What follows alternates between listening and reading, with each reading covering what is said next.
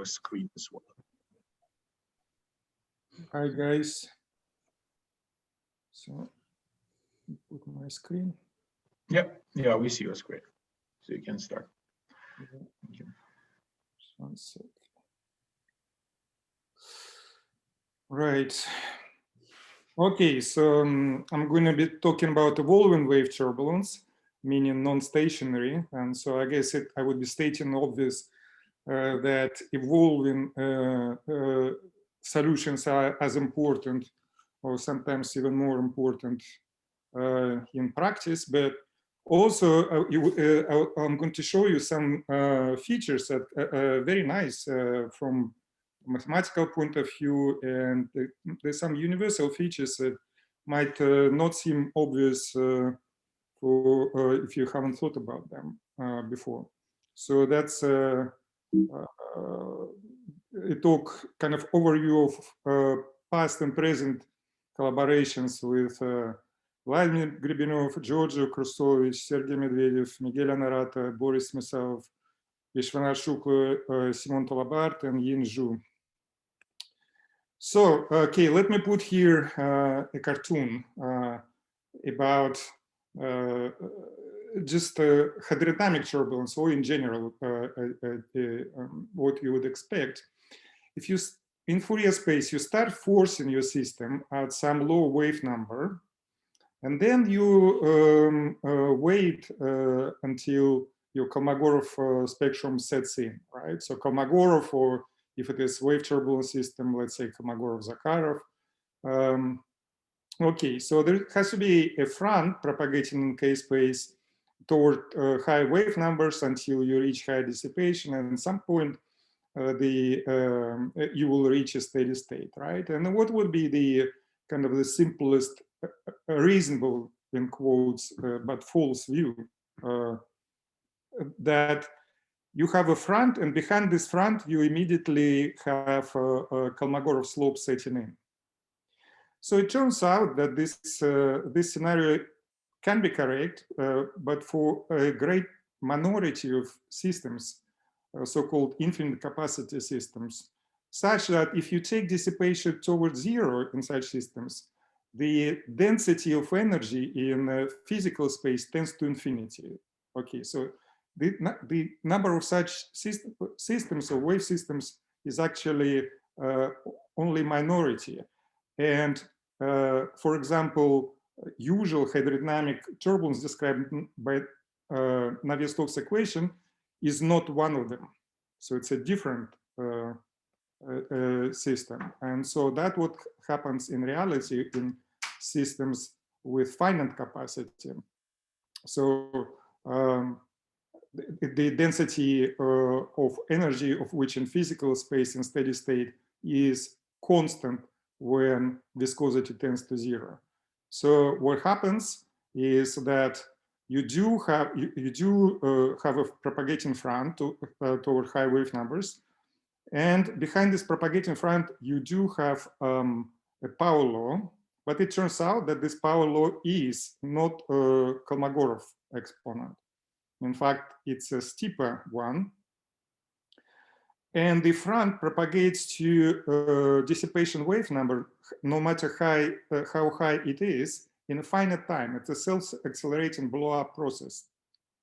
So it reaches it, and then a reflection wave comes and brings in the wake the Kolmogorov slope. So this kind of behavior has been observed in a great number of examples, some which are listed here. So I guess the very first time it was observed in a paper of Helene Frisch and Frisch and Sulem in '93 in terms of Berger's turbulence. And then we observed it for MHD turbulence when we studied weak MHD turbulence in paper with Sébastien Gaultier, Alan Yu, and Anik Pouquet. So then, similar behavior, but in inverse cascade, was observed by Semikos and Tkachov, Lacaze et al., in which case this non-equilibrium evolution, non-stationary evolution, actually has an important meaning of non-equilibrium Bose-Einstein condensation. So it's a blow up solution where condensate occurs in a finite time at 0 wave number. Then it was observed in closures, hydrodynamic closures, so-called EDQNM closure for Navier-Stokes turbulence. And then also the simplest turbulent closure, so-called Leith closure, which I'm going to describe in a minute. It actually allows some systematic mathematical treatment. So, but first of all, again, okay, so I'm kind of starting from far, and I consider hydrodynamic turbulence. So some old simulations by Marc-Étienne Brachet and collaborators in '92, when he started forcing the system, or rather started with initial condition, a front was developing, and before in a volume front, so the exponent was around about value -4, which is much steeper, obviously, than -5/3. Okay, that was noted. And in this, okay, so and this behavior was kind of universal because it appears from different initial data. Like one of them was Taylor green vortices, which is on the left, and on the right, that was just random phase initial conditions. So the bottom line shows the slopes measured by fitting the spectrum by power law and multiplied by exponential decay factor. So you see this values around about -4 happening. Moreover, Marc-Étienne suggested a very interesting 2 consecutive singularity scenario where he said, well, what will happen in physical space, some vortex pancakes will form, which will further break up into filaments. And what's interesting, so he did demonstrate pancakes, but filaments, it was only his imagination. So it was not demonstrated, but this is precisely what is happening. And so recently, Giorgio Krustovich found them in numerics of hydrodynamic turbulence and high resolution. And so here also, that's from Giorgio's simulations, the energy spectrum. And if you fit the exponent, you see, like in Marc-Étienne's simulation, exponent about -4. And what you see in physical space, very clearly some vortex sheets. So this is vorticity field happening, and then they're getting unstable and creating this sequence, quasi-periodic sequences of vortex filaments that then tangle into each other, and then only then they develop this fully turbulent state. And so you could, you know that if you have singular structures in physical space, they would correspond to certain power law behavior, often in Fourier space. And so this was attributed to that, these 2 different power laws that precede the Kolmogorov spectrum. Now I'm going to move to some closures, and in most of the closures, in addition to the Kolmogorov spectrum, another spectrum equipartition of energy, or Rayleigh Jeans sort of thermodynamic distribution, is also an important solution. And the simplest of such closures, okay, it's not exactly a closure, it's a phenomenological model equation, the simplest, that describes energy spectrum in Fourier space. It mimics all the scaling properties of the Navier-Stokes system, so Kolmogorov turbulence. In particular, okay, so it was invented by Leith in '67. So in particular, it has solutions, Kolmogorov solution, it has thermodynamic solution, but also it has some mixed solution, okay, where the flux and temperature is present, are present simultaneously, So that's what we called this warm cascade solution.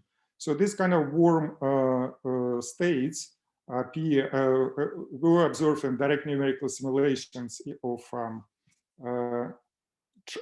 Euler equations truncated in Fourier space when computed with spectral methods. So the fact that there is a truncation, there is a K maximum wave number, leads to this so-called thermalization of the spectrum, or formation of the warm part at the high wave numbers. Okay, so Sergey, yeah, can I just ask a question? I heard you mention this term before, warm cascade, and I just wondered what the intuition is. I mean, it doesn't. What do you mean by warm? What motivates the warm cascade compared to a cold cascade? So, I mean, okay, there's actually two things that are important about warm cascade. One thing which is shown here, it's an artifact of when you truncate, you do numerics and you introduce a truncation in Fourier space, and you don't dissipate your flux sufficiently at high wave numbers. And the flux reflects from the high wave number back into the system, and so it causes thermalization, or bottleneck, also called, of the turbulence, right? So this is a thermalization in this solution, warm cascade. So warm cascade refers to mixed solution, where at the same time you have almost like thermodynamic equilibrium in some scales, but also flux is going through the system from low wave numbers to high wave numbers. Another notion of warm cascade, which I mentioned perhaps yesterday, is actually for some wave turbulence systems, the Kolmogorov type solution, or Kolmogorov-Zakharov solutions, are irrelevant because they formally exist with a negative Kolmogorov constant.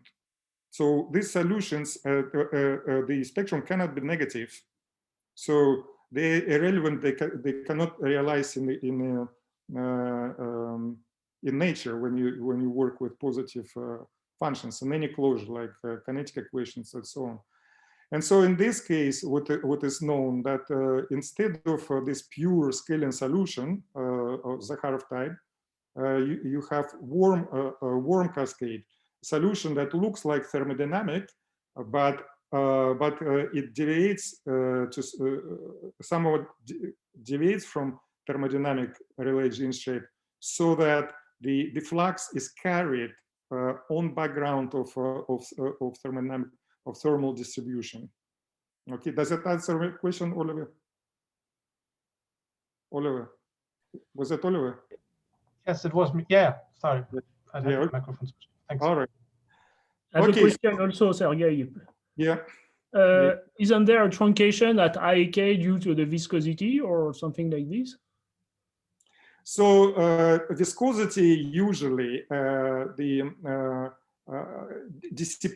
is quite effective to dissipate the flux, right? And so no thermal part appears. Or maybe a little bit, some people do say that even in pure Navier-Stokes, a little bit of bottleneck is observed. So even if pure viscosity, there is a little bit of such kind of like not exactly thermal distribution, but some bump. Okay, bottleneck.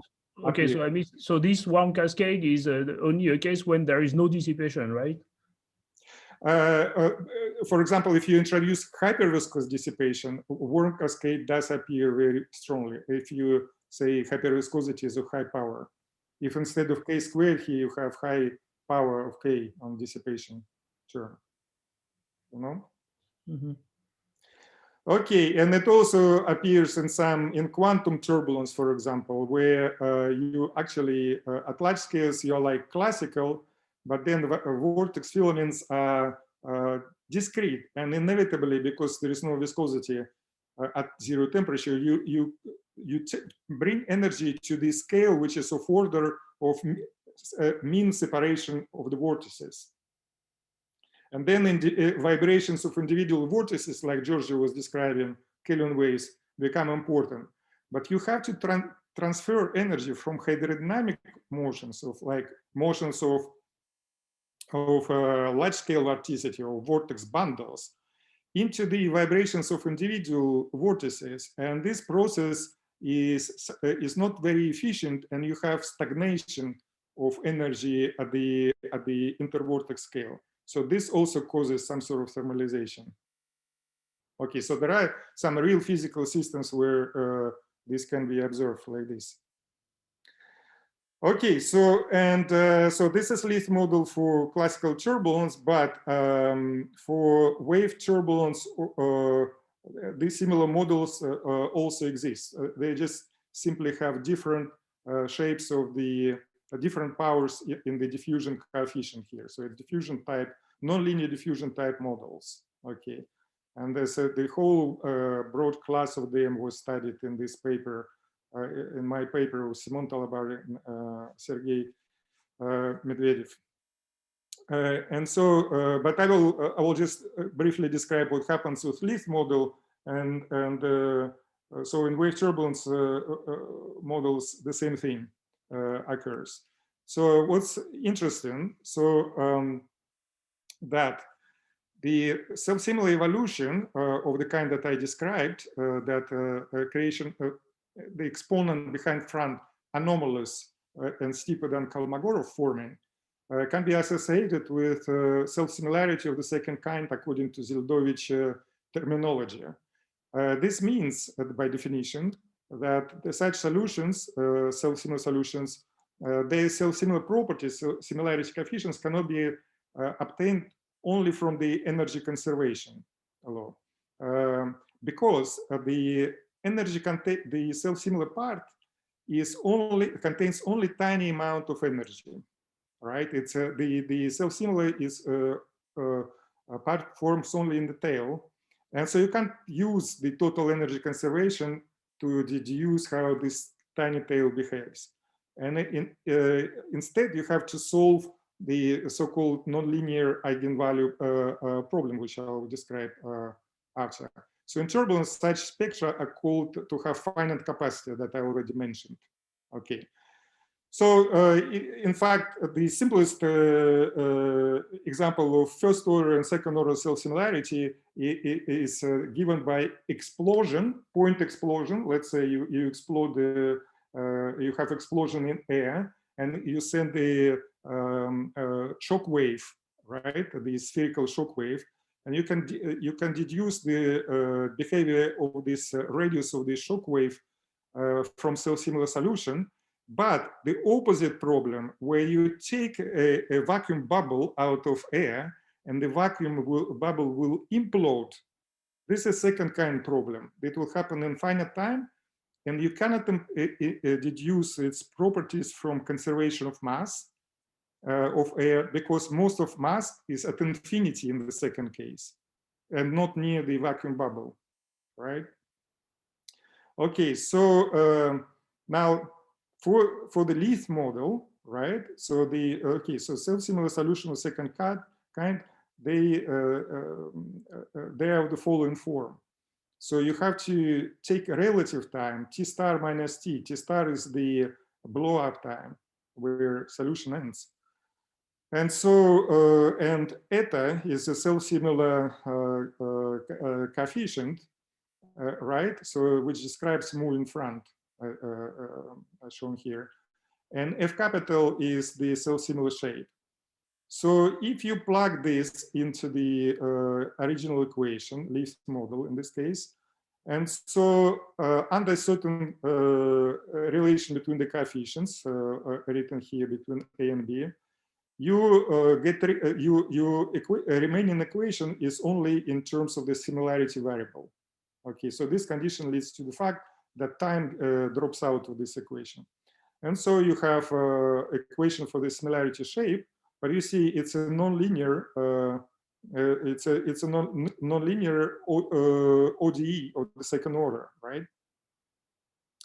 And what's interesting, so you can study this nonlinear ODE. So it's you can write it after certain substitutions as an autonomous two-dimensional dynamical system.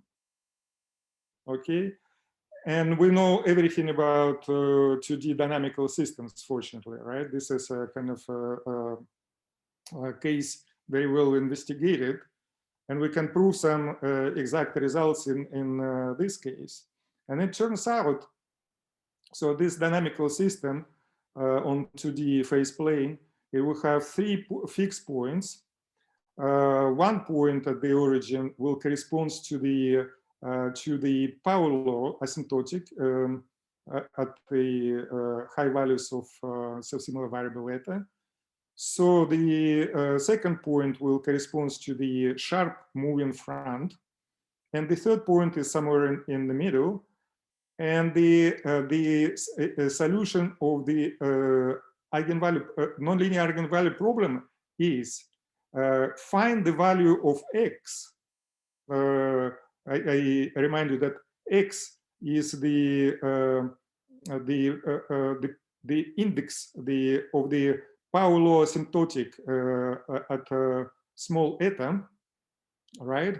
So we have two boundary conditions. We have sharp front at large eta, right? So for some eta tends to unity, and power law asymptotic at left end. And so the assertion is that there's only one value of x for which such problem has a solution. And this constitutes nonlinear eigenvalue problem. So x being a nonlinear eigenvalue in this case, And so, and this value of x corresponds to the case when two fixed points, P1 and P2, are connected by a heteroclinic trajectory. So we reduce the eigenvalue problem to find the heteroclinic, global heteroclinic bifurcation of the 2D dynamical system. So the cycle, limiting cycle, is born for some value of x in Hopf bifurcation, and then you move this x further, and this limiting cycle grows, like as shown here. It grows until it collides with two fixed points simultaneously. And so, and this is the solution. And from this, you can rigorously prove that the value, resulting value, must lie exactly in between of the Kolmogorov value.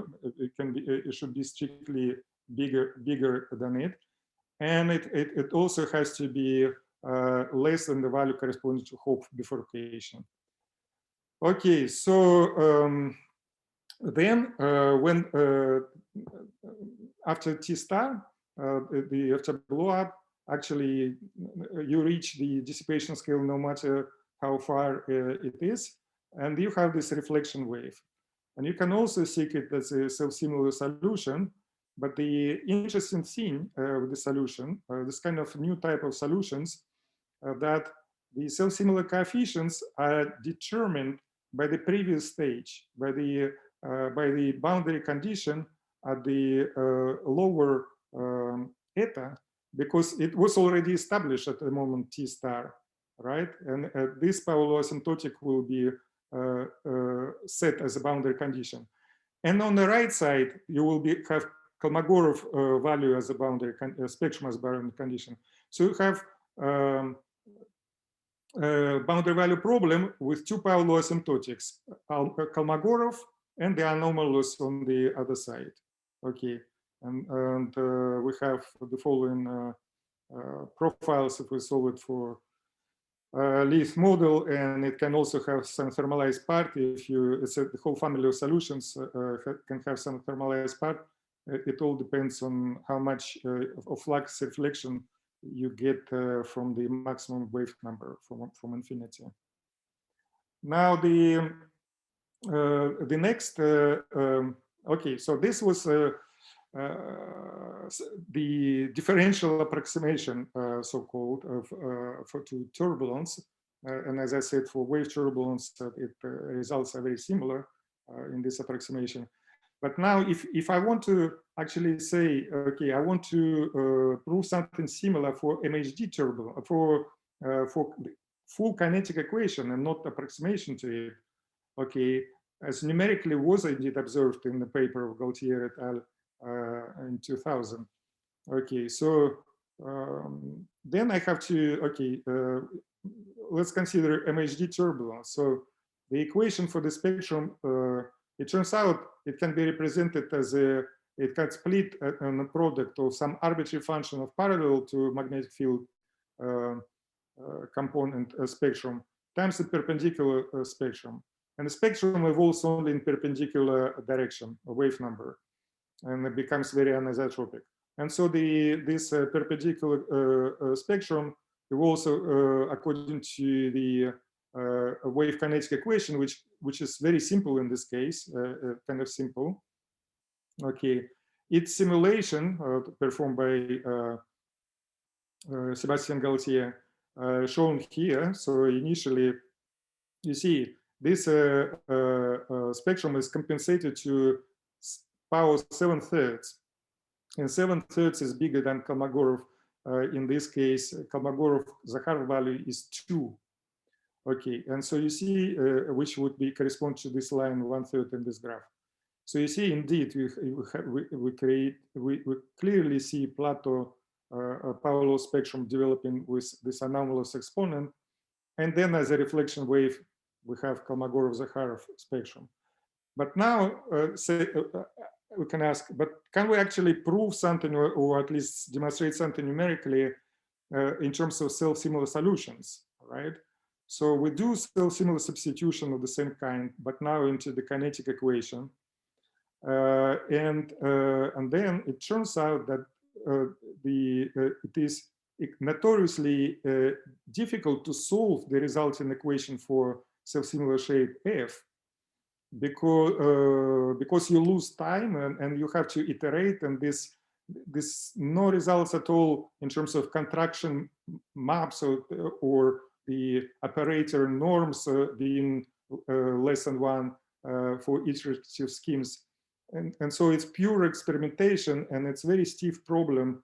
So you have to do a lot of magic and experimenting literally with computer and find some results. So we found that actually X star is indeed not Kolmogorov, but the value is different from the solution of evolution problem a little bit.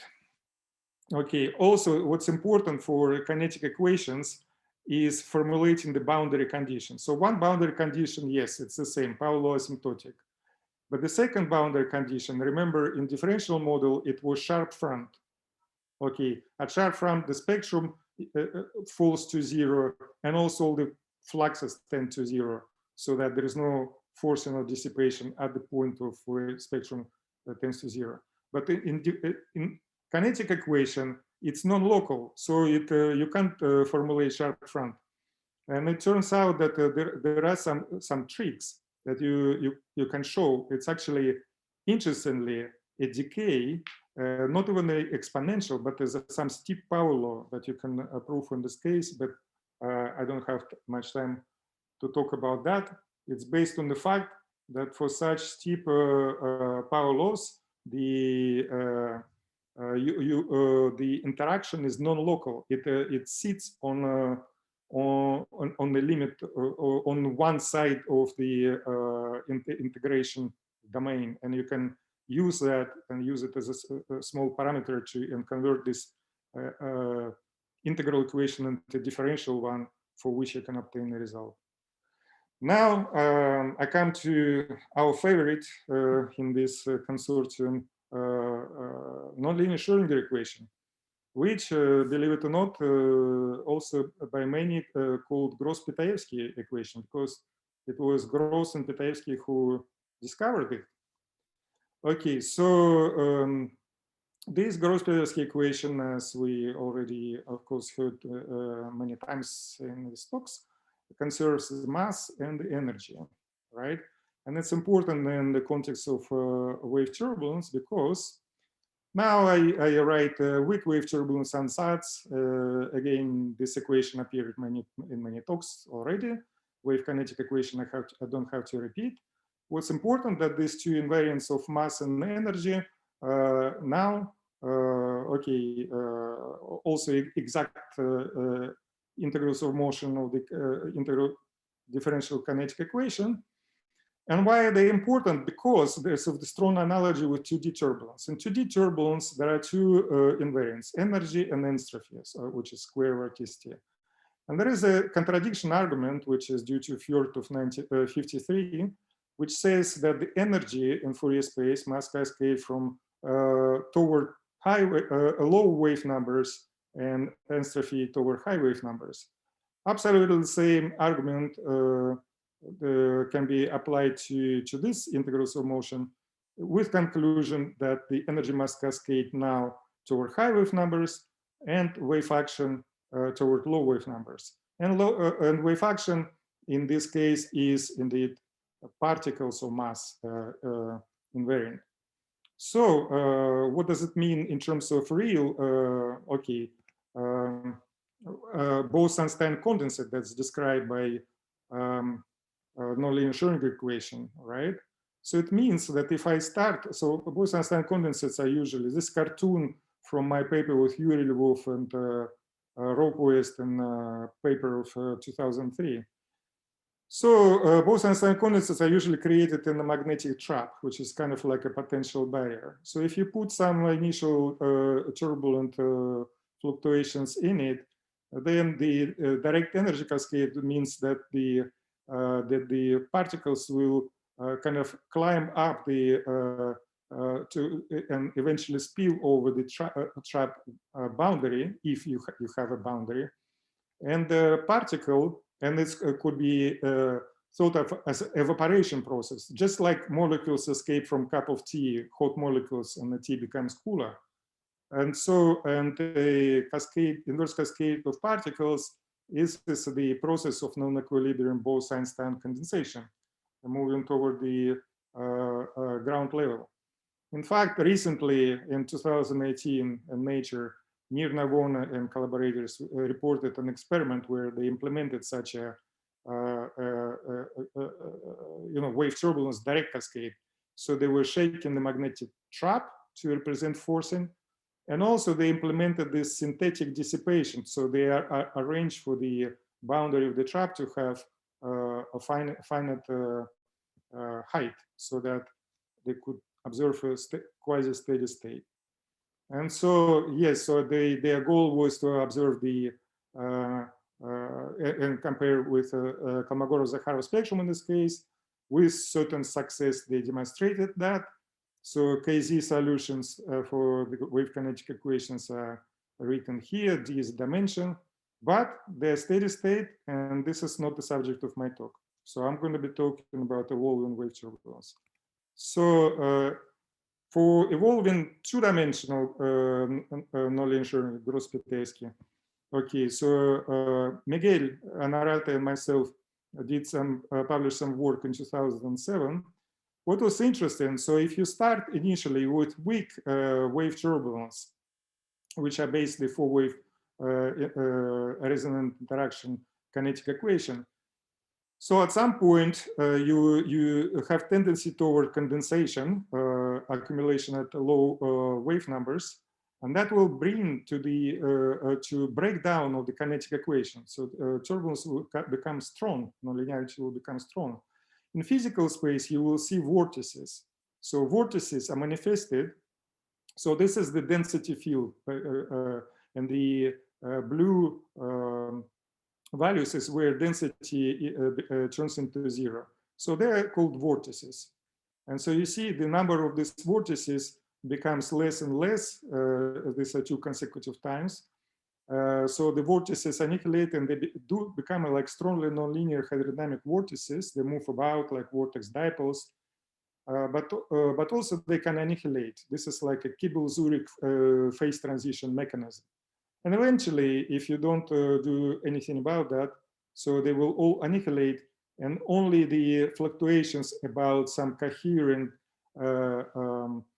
state will, which is a condensate, will remain. This condensate are called Bogolubov sound, and so it's described by three-wave kinetic equation.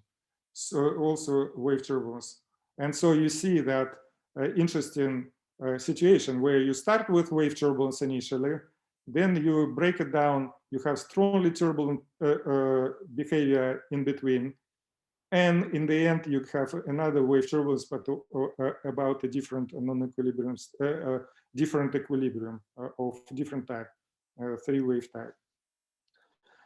Now, but I won't talk about vortices and three-wave turbulence. So let me concentrate on about four-wave kinetic equation. So if I consider isotropic version of it and I pass two variables omegas, the frequencies, right? I integrate out the solid angles, right? In 3D, I will have the following kinetic equation. Okay, so this equation was studied previously numerically by Smikos and Kachov and Lacaze, Pamo, Rika. Okay, so these are the pictures from Lacaze. So if they started with some spectrum which is below, and then they see that it tends to grow at zero frequency in an explosive manner, and it leaves behind some power law asymptotic, right? And so, and the local power law is measured here, and you see, so this by dotted line here is Kolmogorov-Zakharov value. You see clearly the value that is established behind the front is different from Kolmogorov-Zakharov inverse cascade value. So 1.23 they found versus 7.6, which is approximately 1.66 in period Kolmogorov-Zakharov value. So again, we have a similar kind of solution, this anomalous solution, but now in inverse cascade. You see, it's important to look at the evolving solution because it can predict for us the rate of condensation, the rate of blow up at zero. And so again, we can do this self-substitution in terms of self-similar solution of second kind.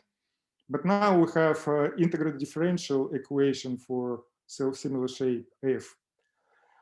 And again, it's a nonlinear eigenvalue problem, and it is as difficult as the one I mentioned before for three-wave MHD equation. Okay, you have to solve it with power law asymptotic at one end, and another boundary condition at different end. Before it was power law, now it's also kind of power law, but it's with zero exponent. It means it has to tend to constant. Why is it constant?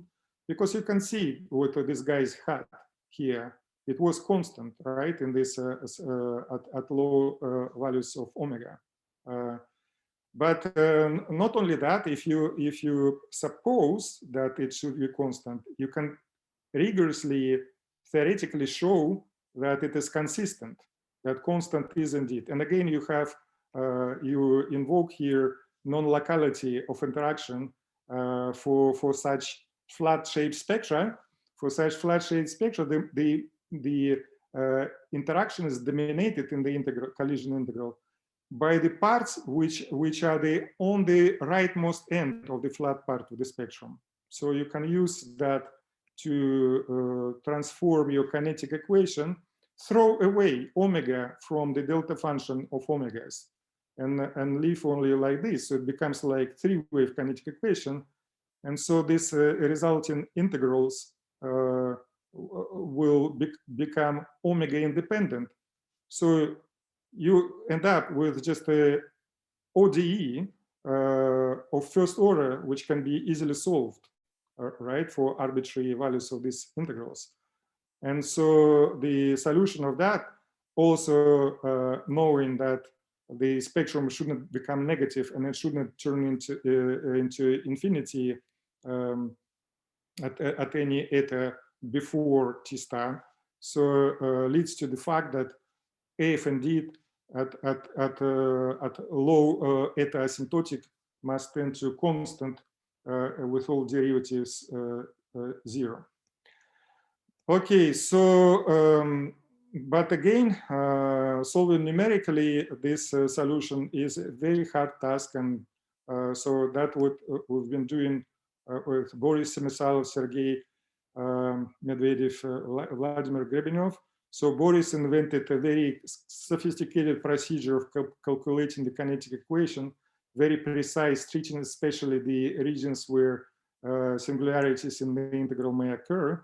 So he subdivided the domain and had very sophisticated non-uniform mesh and mapping onto the Chebyshev polynomials. And so it's very efficient the method with high rate of convergence, which we're now also presently using in collaboration with Giorgio to compute the general evolution problems for the kinetic equations. Okay, not just the self-similar setup. So now here we also done direct numerical modeling of three-dimensional nonlinear Schrödinger equation, and that I highlighted comparing to the kinetic equation the results that I just showed. So if you again started with the spectrum concentrated at high wave numbers and let it evolve, you get to some initially, yes, we got so this is different spectrum, and so this spectrum with exponent 2 that corresponds to initial share of constant spectrum. So that is consistent with the solution of the kinetic equation at low frequencies. But behind the front, we also see development of a power law. So if I translate into the original variables to which I was presenting the kinetic equation, so that would correspond to 0.46, the prediction of the kinetic equation. And we get, by direct numerical simulation, value 0.58, which is not too far. And maybe it will get even better if we consider even higher resolution numerical simulations. But 512 cube is a pretty expensive simulation for wave turbulence, because remember, weak turbulence is much harder to compute than strong turbulence, because you have to wait for many periods of waves before they interact and move the spectrum. So finally, I'm going to tell you yet another study, a model. Now it's again differential approximation for the spectrum, but now it's of the fourth order. It's the fourth order nonlinear kind of diffusion type of equation. Why is it fourth order? Because we have two, it's for four-wave kinetic equation. We have four fundamental solutions, two cascades, two of KZ type, and two thermodynamic equipartition of particles and of energy. Therefore, it's the fourth order. So equations of that kind were introduced in water wave modeling by Hasselmann and Hasselmann. So the people who do water waves are quite familiar with them. But they can also be for NLS. So there's a paper famously by Dyachenko, Newell, Pushkarov, etc. on optical turbulence. They use that. And recently we wrote the same for the gravitational wave turbulence arising in early universe, gravitational waves in vacuum. That is also for wave system. Now, again, it's a okay. It's a non. If you want self-similar solutions, okay, nonlinear eigenvalue problem. But now it's a 4D dynamical system, and we know everything about 2D dynamical systems and almost nothing about 4D dynamical systems. But there are some nice surprises. Okay, so well, first of all, you can approach this equation simply by simulating, letting some initial value and simulating the evolution equation. So, and we see indeed that this is example of gravitational turbulence. So the gravitational turbulence on this Swiss coin, you can see the equation is written for Einstein's field equation in vacuum. Okay, so that's what ripples of space-time, so to say. And indeed, we form a spectrum which is compensated to a value which is a little bit, but is still less than, clearly less than Kolmogorov-Zakharov inverse cascade value. And here is this a real surprise that indeed in 4D dynamical system, the evolution happens in the solution to the nonlinear eigenvalue problem is indeed quite similar to the one that in 2D dynamical system, namely it's a global bifurcation. We have a Hopf bifurcation. We find it very simple. Because we can see where the fixed point is and where it changes stability. And then we change parameter x, eigenvalue, and grow this limiting cycle. And limiting cycle, to grow it, it's not easy because it's unstable. So we have to have a special software, dynamical systems called auto. And we grow and grow and grow. And indeed, we came at some point to a homoclinic now trajectory, which is indeed satisfied correct boundary conditions. Power law is asymptotic on one end and the sharp end on the other end. But there are surprises. If you look carefully, actually, at what happens from on the way from Hopf bifurcation to homoclinic bifurcation, on the way we have numerous bifurcations of multiplication of cycles. And so somewhere, and they appear and they disappear. At some point, we for some values of x, we have 5 cycles present simultaneously in the system. And so a good job we didn't get creation of tori here, because that would definitely be impenetrable. Okay, so anyway, so put the summary slide.